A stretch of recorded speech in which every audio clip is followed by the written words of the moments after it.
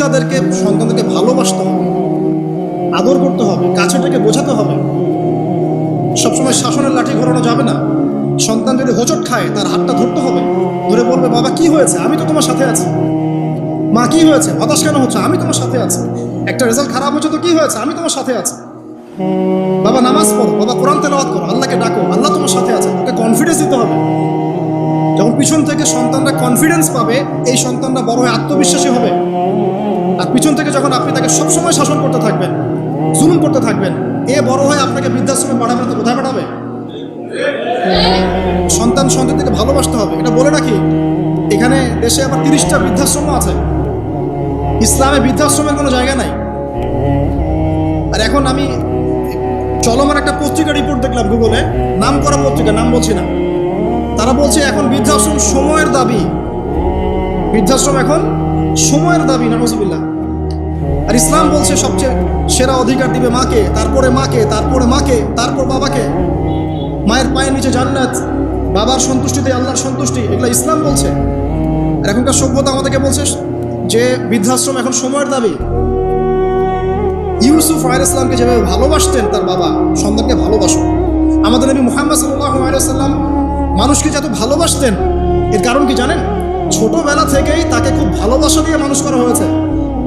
তার মা তাকে ভালোবাসতেন, তার দুধ মা তাকে ভালোবাসতেন, তার দাদা আব্দুল মুত্তালিব তাকে সাথে করে নিয়ে ঘুরতেন, কাবার সামনে বসাতেন, বসে বলতেন তার নাম হচ্ছে মুহাম্মদ, প্রশংসিত। এই নামটা তখন আরবে কেউ রাখতো না। আমার এই নাতি, আমার এই ছেলের ছেলে ইনশাআল্লাহ এ বড় হয়ে নেতা হবে, এই কথা বলতেন। তাকে আত্মবিশ্বাস দিতেন। এমনকি তার দাদার ইন্তেকালের পর তার চাচা আবু তালেব মুসলিম না হয়েও সুদীর্ঘ সময় পর্যন্ত ভাতিজাকে সাপোর্ট দিয়েছেন। এই সাপোর্ট দেয়, কনফিডেন্স, এগুলো ইম্পর্টেন্ট। এগুলোর ঘাটতি যখন হবে তখন এই যুব সমাজ পরিবারের সদস্যরা ফেড আপ হয়ে যাবে, মানসিক কষ্টে ভুগবে, মাদকের কাছে যাবে, অন্য একটা মেয়ের কাছে যাবে, পণে যাবে, আপনার মিউজিক ইনস্ট্রুমেন্টের কাছে যাবে। ঠিক আছে, আমরা শেষ করছি। তো এখান থেকে একটা শিক্ষা হচ্ছে যে আমাদের পরিবারের সদস্যদেরকে ভালোবাসা এবং তাদের প্রতি কনফিডেন্স দেয়া, তাদেরকে আল্লাহর পথে চলতে সাহায্য করা। ইনশাআল্লাহ দেখবেন যে তারা আপনাকে সম্মান করবে, আপনাকে একজন বন্ধু মনে করবে, যে না আমার পাশে কেউ আছে, আমি একা নই, এমনটা ফিল করবে। এটা খুব ইম্পর্টেন্ট। শেষ করার আগে এই যে কোরআনিক কিছু আমি জাস্ট এক্সাম্পল দিলাম, বিচ্ছিন্ন এক্সাম্পল যে কোরআনে এইভাবে আসে। এছাড়া লোকমান আলাইহিস সালামের ঘটনায় আপনি পাবেন, সূরা লোকমানের মধ্যে সন্তানকে ডেকে কত নসিহত করছে। বাবা শিরক করো না, সৎ কাজে আদেশ করো, অসৎ কাজে নিষেধ করো, পিতামাতার খেদমত করো। আর আমরা বাচ্চাদেরকে কি শেখাই?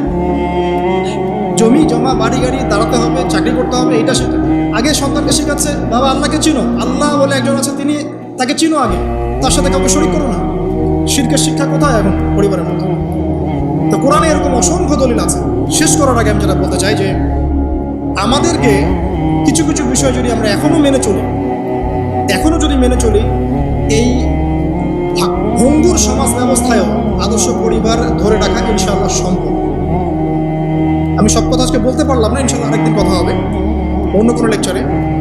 যে প্রথমেই পরিবারের যে সদস্যরা আছেন তাদেরকে ইলম বা জ্ঞানের চর্চা করতে হবে। 2, পরিবারের তাওহীদ প্রতিষ্ঠা করতে হবে, নবী সাল্লাল্লাহু আলাইহি ওয়াসাল্লাম সুন্নাত প্রতিষ্ঠা করতে হবে। এই দায়িত্বটা পরিবারের কর্তাদের, স্বামী না থাকলে স্ত্রী, মা, ভাই, পিতা, তাদের সবার দায়িত্ব এটা। পরিবারে তাওহীদ প্রতিষ্ঠা করা, সুন্নাত প্রতিষ্ঠা করা। পরিবারে নামাজ থাকতে হবে, নামাজ। 5 ওয়াক্ত নামাজ নাই, পরিবার আদর্শ হবে না। পরিবারের সদস্যদেরকে দান সৎকার দিকে উৎসাহিত করতে হবে। যত দান করবে সম্পদ বাড়বে, যত দান করবে সম্পদ বাড়বে। দান কমিয়ে দিলে সম্পদ কমে আসবে। পরিবারের সদস্যদেরকে নৈতিকতা শিক্ষা দিতে হবে, মূল্যবোধ শেখাতে হবে, কালচার হিসেবে গড়ে তুলতে হবে। তারা সামাজিক, তারা সবার পাশে দাঁড়াতে চায়, সমাজ কল্যাণমূলক কাজগুলোতে উৎসাহিত করতে হবে। পরিবারের সদস্যদেরকে বুস্ট আপ করতে হবে, পিছন থেকে তাদেরকে আত্মবিশ্বাস দিতে হবে যে আমরা আছি তোমার সাথে, তুমি তোমার প্রতিভা অনুযায়ী সামনে যাও। যার যেখানে প্রতিভা সেখানে তাকে আত্মবিশ্বাস দিতে হবে। হ্যাঁ, তুমি লিখতে পারো, ভালো লিখো বাবা, তোমাকে টাকা পয়সার ফিকির করতে হবে না, তোমাকে জব ক্যারিয়ারের চিন্তা করতে হবে না, তোমাকে আল্লাহ পাক লেখার ক্ষমতা দিয়েছেন, লিখো, আল্লাহ ওখানেই রিজিক দেবেন ইনশাআল্লাহ। তুমি বলো, তোমাকে বলার ক্ষমতা আল্লাহ পাক দিয়েছেন, তুমি ভালো করে বলো। তুমি বিজ্ঞান ভালো পারো, বিজ্ঞান নিয়ে গবেষণা করো। তুমি ভালো খেলো, ভালো করে খেলো। মানে আপনাকে ওর প্রতিভা অনুযায়ী আপনাকে বুস্ট আপ করতে হবে, ইসলামিক রুলস মেনেই। 5 বাসায় পর্দার বিধান চালু করতে হবে, যাদের মধ্যে নাই ওইটাকে শক্ত করে ধরতে হবে, এটা হেলায় ফেলা ছেড়ে দেওয়া যাবে না। বাসার মধ্যে অপসংস্কৃতি যেগুলো আছে, বাইরের কালচার যেগুলো ঢোকে, এগুলো রাস্তা বন্ধ করতে হবে, ইন্টারনেট সেকশনগুলোকে লিমিটেড করতে হবে, এবং যা দেখবেন সবাই একসাথে দেখবেন ড্রয়িং রুমে বসে, স্মার্টফোন এতে অ্যাভেলেবেল করে নেবেন না। এমনও কান্ট্রি আছে 18 বছর না হলে কেউ ফোন ইউজ করতে পারে না, আর আমাদের জন্মের পর থেকেই ফোন। বাচ্চার ওই ফোনটা দেওয়া মানে তার মস্তিষ্ক ড্যামারেজ শেষ। দেখেন আপনি ফোনের কারণে কত পাপ করতেছে আল্লাহ। এবং ফোনকে আমরা এখন আর কন্ট্রোল করছি না, ফোনই আমাদেরকে কন্ট্রোল করছে। এইগুলো বন্ধ করতে হবে। বাসার সদস্যদের খাওয়া দাওয়ার দিকে ফোকাস করতে হবে, তারা কি খাচ্ছে, কেমন খাবার খাচ্ছে, ফ্রেশ ফুডের ব্যবস্থা করতে হবে, কালচার্ড কথা বলতে হবে, সুন্দর করে কথা বলতে হবে তাদের সাথে। ঝগড়াঝাটি এগুলো দেখে যখন তারা অভ্যস্ত হয়ে যাবে তখন তো নৈতিকতার অবক্ষয় ঘটবে।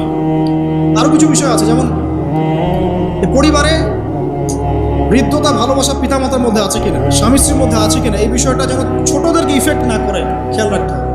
এভাবে যখন ইফেক্টিভ প্যারেন্টিং আসবে, পরিবার রিজিক হালাল, সলাত আছে, কোরআন আছে, জিকির আছে, তারা সমাজকল্যাণমূলক কাজ করছে, ইসলামিক কমিউনিটির মধ্যে আছে, হ্যাঁ সবার সাথে একটা হৃদ্যতাপূর্ণ সম্পর্ক আছে, তখন দেখবেন এই পরিবারের সন্তানরা ইনশাল্লাহ পরবর্তীতে গিয়ে ভালো কিছু করবে ইনশাল্লাহ। এই পরিবারের মেয়েরা ইনশাল্লাহ শালীন হবে, এবং তারা যখন অন্য কোনো ঘরে যাবে ওই পরিবারও ঠিক থাকবে।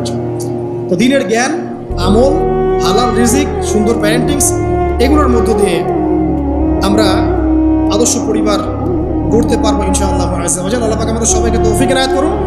আমি লেকচারটা এখানে শেষ করছি। তো শেষ করার আগে আমি জাস্ট একটা বই সাজেস্ট করবো আপনাদেরকে।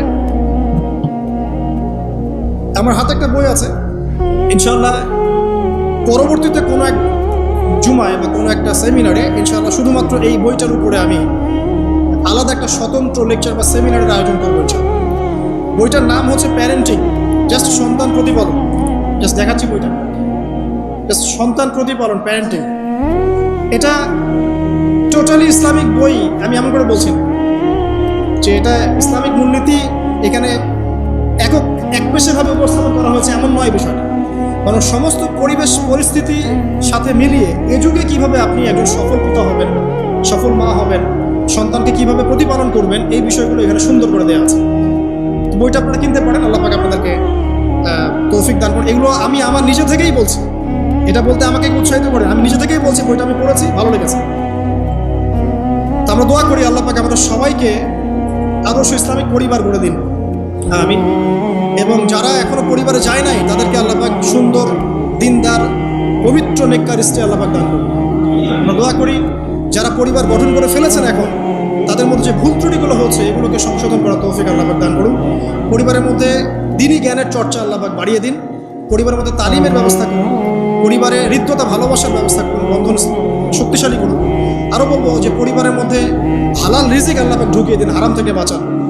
পরিবারে কোরআনের একটা চর্চা যেন প্রবাহমান থাকে, আল্লাহ পাক সে তৌফিক সবাইকে দান করুন। আল্লাহ পাক আমাদের আপসে যে ইখতিলাফগুলো, ভুল বোঝাবুঝিগুলো, এগুলো থেকে আল্লাহ রাব্বুল আলামিন আমাদের এই পরিবারগুলোকে হেফাজত করুন। যখন পরিবার সুন্দর হবে ইনশাআল্লাহ তাআলা সমাজটা ভালো হবে। সমাজ যদি ভালো হয় ইনশাআল্লাহ তখন সত্যিকারের একটা সোনার বাংলা আমরা পাবো।